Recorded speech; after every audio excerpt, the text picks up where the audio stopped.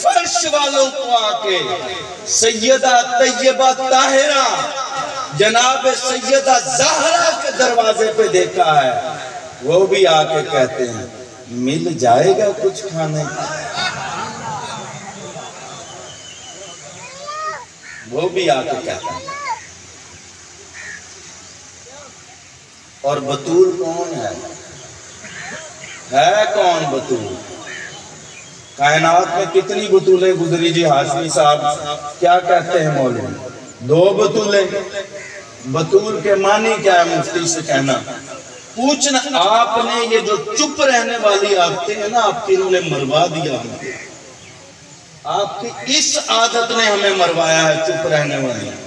مولوی آتا ہے بھونک کے چلا جاتا ہے، بعد میں چٹے ہمیں لکھتے ہیں اس نے یوں کہا تیرا محمد مصطفیٰ سے تعلق نہیں ہے، تو نے قیامت والے دن ان کے سامنے دامن نہیں پھیلانا، تجھے قبر میں مصطفیٰ کی ضرورت نہیں ہے، جو اس کی اولاد کو بھونکے تو اس کا گرے بال نہ پکڑے، اگر قیامت والا دن محمد مصطفیٰ نے تجھے دیکھے منہ پھیر دیا جاؤ گے۔ چٹے ہمیں لکھتے ہو کہ فلاں جو کہا گیا فلاں جو کہا گیا، تو موسیٰ علیہ السلام کا کلمہ پڑھتا ہے یا نوح کا امتی ہے؟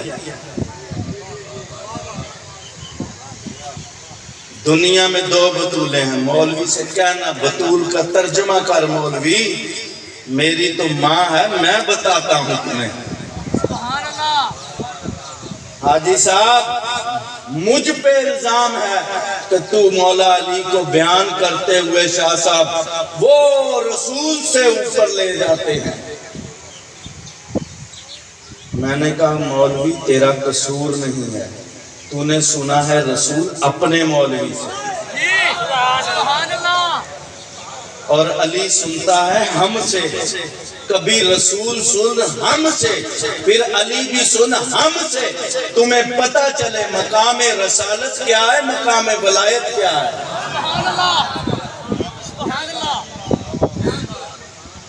بطول وہ جو نفاس سے پاک ہو، جو حیض سے پاک ہو، جس میں حوروں والی صفتیں پائی جائیں۔ دوسری بطول کس کو کھڑا کر رہا ہے مولوی؟ حضرت عیسیٰ کی اماں جان حضرت مریم کو، ایسا ہی ہے، کسی اور کا نام تو نہیں لیتا۔ اچھا یہ جب عیسیٰ دینے کے لیے آیا تو کون آیا تھا؟ جبرائیل آیا تھا۔ حضرت ڈائریکٹ مکالمہ ہے قرآن میں جبرائیل کا اور سیدہ مریم کا۔ کیا مکالمہ ہے؟ کیا کہتا ہے جبرائیل آ کے؟ تو غلامن زکیہ، میں تمہیں ایک بیٹا دینے کے لیے آیا۔ کس کو کہہ رہا ہے؟ جناب مریم سے مخاطب ہے۔ کون؟ جبرائیل۔ یہ جبرائیل جس کو جا کے باتیں کرے بتائے میں تجھے بیٹا دینے کے لیے آیا ہوں، اس کو اس کے ساتھ ملاتے ہو جس کے دروازے کے باہر کھڑا رہے، اندر جانے کی کسی جرت نہ ہو۔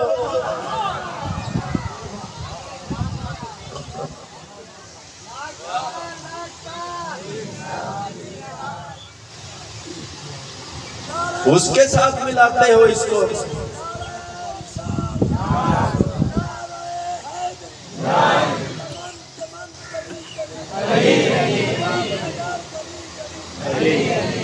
حضرت عیسیٰ علیہ السلام کی پیدائش کہاں ہوئی؟ بیت المقدس میں۔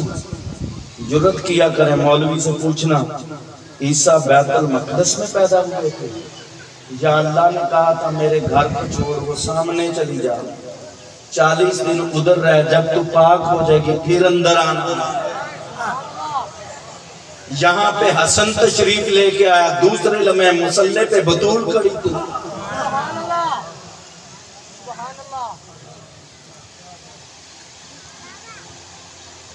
دنیا پتہ نہیں کن خیالوں میں گم ہے۔ 2 آپ کو تعارف کروائے ہیں، ایک حسین کے نانے کا کروایا ہے نا، کہ تم نے اپنے نفسوں کو پاک کروانا ہے، تو حسین کے نانے نے پاک کرنا ہے، وہ کرنے والا تو کروانے والا۔ سمجھ آ گئی امت اور نبی میں فرق؟ امت اور نبی کا فرق سمجھ آ گیا؟ اب بیٹی کون تھی؟ جو نبی آیا نا تمہاری طرف، وہ رحمت للعالمین بن کے آیا۔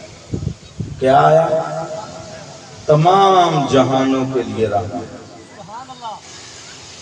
جب تمہاری دنیا ایک جہان ہے، تمام جہان نہیں ہے، ایک چھوٹا سا جہان ہے، تو وہ تمام جہانوں کی طرف رحمت بن کے آیا۔ کون؟ نبی رحمت۔ وہ کون تھے؟ سیدہ زہرا کے بابا، حسنین کے نانا۔ ایسے ہی ہے، میں غلط تو نہیں کہہ رہا؟ تو بیٹی باپ کے لیے رحمت ہوتی ہے۔ جو نبی تمام جہانوں کے لیے رحمت بن کے آیا، اس کے لیے زہرا رحمت بن کے آئی۔ سمجھ آیا مقام آپ کو؟ آ رہا ہے سمجھ میری باتیں آپ کو؟ اچھا چلیں اب تھوڑا سا اس سے آگے چلتے ہیں مولا علی کی طرف۔ حسین کے بابا کو تو دیکھ لیں۔ قرآن کریم کے اندر فضیلت کی کل 4 آیتیں ہیں۔ قرآن کریم میں کتنی آیات ہیں فضیلت کی؟ حفاظ جو بیٹھے ہیں وہ پریشان ہو گئے ہوں گے کہ شاہ صاحب نے کیسی بات کر۔ لفظ فضیلت کی بات نہیں کر رہا، وجہ فضیلت کی بات کر رہا۔ 4 علتیں فضیلت کی ہیں قرآن کے اندر۔ کتنی ہیں؟ چپ کر کے نہیں بیٹھنا، مجھے قبرستان میں پڑھنے کی عادت رہی نہیں کبھی، مردوں سے میں گفتگو کرتا ہی نہیں۔ یہ آپ کی طرف رواج ہے 9 اور 10 محرم کو چلے جانا قبرستان، ہم نہیں جاتے۔ یہ آپ گفتگو کرتے ہوں گے، ذرا بولیں قرآن میں فضیلت کے کتنی نشانیاں ہیں؟ 4 چیزیں اللہ نے بتائی ہیں فضیلت کی قرآن میں۔ پہلی چیز کیا ہے؟ علم۔ کیا ہے؟ دوسری ایمان، تیسری تقوی۔ کتنی ہو گئی؟ پہلی کیا ہے؟ دوسری کیا ہے؟ تیسری کیا ہے؟ چوتھی بتاؤں؟ بتاؤں کہ نہ بتاؤں؟ بتانا چاہیے نا بھائی۔ پہلی چیز کیا ہے؟ علم۔ دوسری کیا ہے؟ ایمان۔ تیسری تقوی۔ اب میرے تو بزرگ بھی بیٹھے ہیں ادھر، سفید سفید داڑھی والے، حفاظ بھی بیٹھے ہیں۔ بڑی آپ نے ہمیں پرچیاں لکھ لکھ کر پوچھا ہے، آج آپ بھی بتا دینا وہ چوتھی فضیلت کون سی ہے؟ قرآن تو وہی ہے جو تمہارے گھر میں بھی پڑھا ہے، میرے گھر میں بھی پڑھا ہے۔ فرق صرف اتنا ہے تم اسے پڑھتے ہو ثواب حاصل کرنے کے لیے، میں پڑھتا ہوں ہدایت لینے کے لیے۔ تم نے قرآن کو کس لیے پڑھا آج تک؟ کہ میں ایک لفظ پڑھوں گا تو کیا ہوگا؟ ثواب حاصل ہوگا۔ اور ہم کس لیے پڑھتے ہیں؟ کہ ہدایت حاصل ہے۔ تو اللہ تعالیٰ نے کیا قرآن میں پہلی فضیلت کی چیز کیا ہے؟ علم، دوسری ایمان، تیسری تقوی، چوتھی جہاد۔ جو گھر میں بیٹھے ہیں اور جو میدان میں نکلے ہیں ان کو گھر میں بیٹھنے والوں پر فضیلت حاصل ہے۔ ٹھیک ہے؟ حاجی صاحب اگر ان میں سے کسی کے پاس ایک چیز ہو تو وہ باقیوں سے افضل ہو جائے گا، یعنی کسی کا ایمان کامل ہوا تو وہ باقیوں سے افضل، اگر کوئی متقی ہے تو وہ باقیوں سے افضل، اگر کوئی جہاد پہ گیا ہے مجاہد ہے تو وہ باقیوں سے افضل۔ ایسے ہی ہے کہ نہیں؟ اگر کسی میں ایک اس کی فضیلت کی چیز پائی جائے وہ باقیوں سے افضل ہو جائے گا، اور اگر کسی میں یہ 4 فضیلتیں اکٹھی پائی جائیں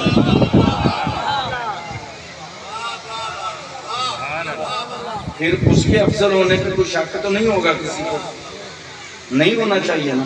اچھا جب میں نے علم کو دیکھا تو پھر میں نے سرکار کی ذات کی طرف دیکھا، یا رسول اللہ کچھ رہنمائی تو فرمائیے۔ سرکار نے کیا کہا؟ سرکار نے کہا انا مدینۃ العلم وعلی بابھا۔ ایک فضیلت یاد رکھنا۔ دوسری کیا ہے؟ ایمان۔ بھول گئے ہو جب نبی نے کہا تھا برزل کہ آج کل ایمان کل کفر کے ساتھ نبرد آزما ہے، یہ بھی علی کے بارے میں۔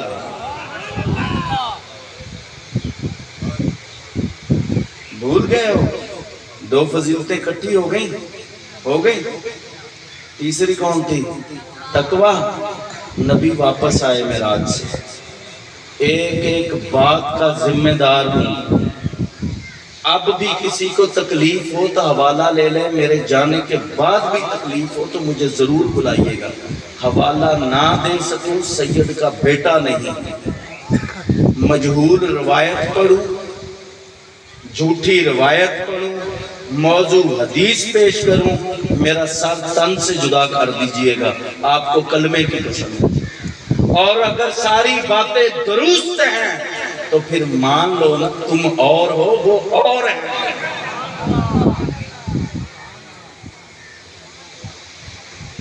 تو تیسری فضیلت کیا تھی؟ تقوی۔ میرا نبی واپس آ رہا ہے معراج سے، آتے ہی مولا علی کو کیا کہا؟ ھذا امام المتقین و سید المسلمین۔ یہ متقیوں کا امام ہے، یہ مسلمانوں کا سردار ہے۔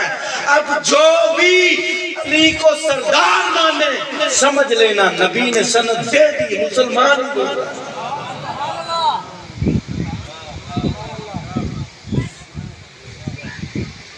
اس دنیا میں پھر رہے، یہ تھا حسین کے باپ کا تھا۔ بھائی صاحب سن 8 ہجری میں سرکار نے حکم دیا سارے بت توڑ دیے۔ سن 9 ہجری میں نبی نے حکم دیا حجر اسود کو چومو، تو ذہن گھوم گیا پڑھ کے اس کو، یا اللہ یہ کیا؟ 8 ہجری میں پتھر توڑوا رہا ہے، 9 میں چموا رہا ہے، وجہ کیا ہے؟ تو اللہ نے بتایا سمجھ نہیں آئی تجھے؟ وہ میرے مخالف تھے، میں نے کہا ان کو توڑ دو، اس پتھر کو ابراہیم کے قدموں کی نسبت حاصل ہے، میں نے کہا چومو۔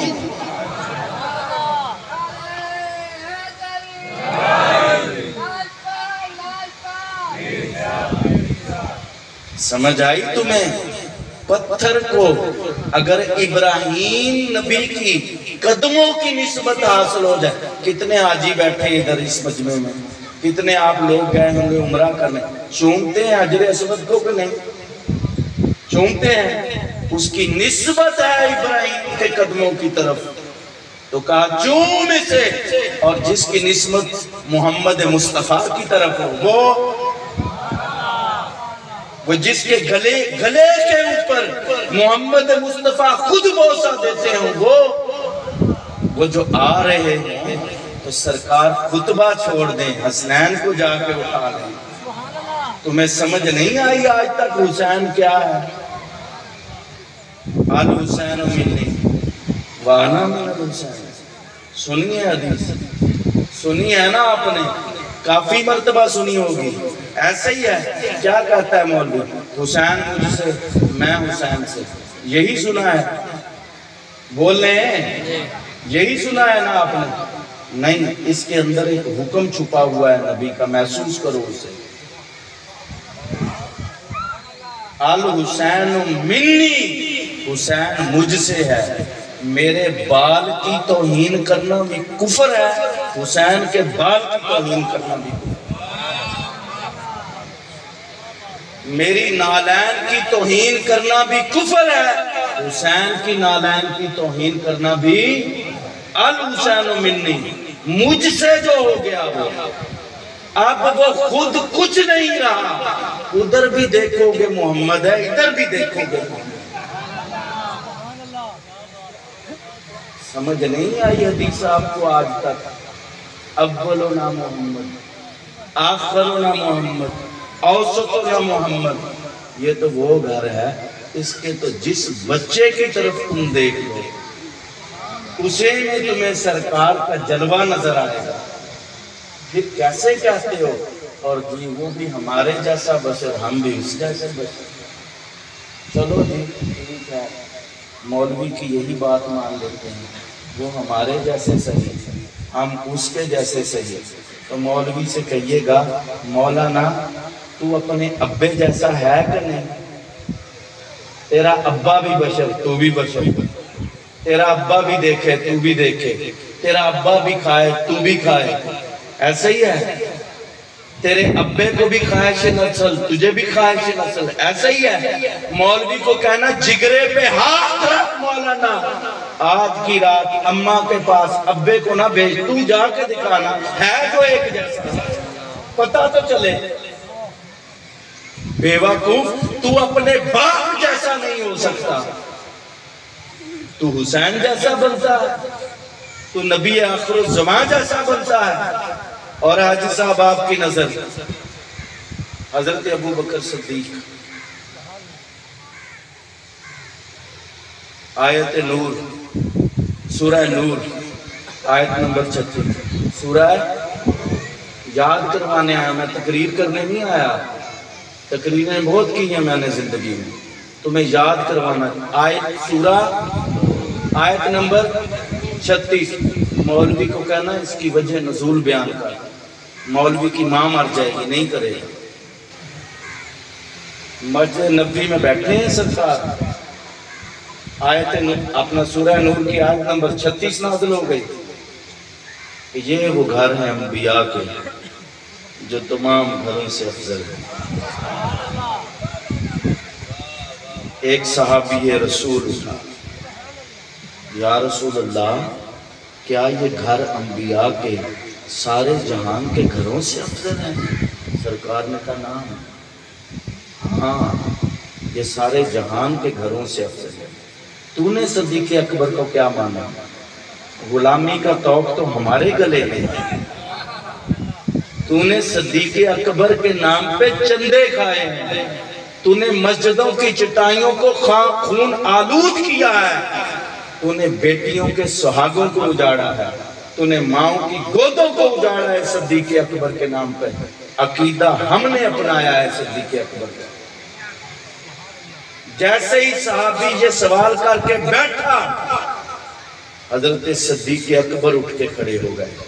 یا رسول اللہ، یوں اشارہ کیا جناب علی و سیدہ زہرا کے گھر کی طرف، کیا یہ گھر بھی ان گھروں میں شامل ہے؟ یہ امت کے اوپر کتنا بڑا احسان تھا۔ صدیق تو جانتا تھا یہ ہے ہی افضل، یہ تو تمہیں بتانے کے لیے صدیق نے پوچھا، یہ تمہاری مشکل آسان کرنے کے لیے صدیق اکبر نے سوال کیا، اور تمہیں قیامت تک عقیدہ دے دیا کہ دیکھو اے میرے آقا کے امتیوں، کبھی ان گھروں کی طرف نظر اٹھا کے نہ دیکھنا، ان کا مقام کیا ہے۔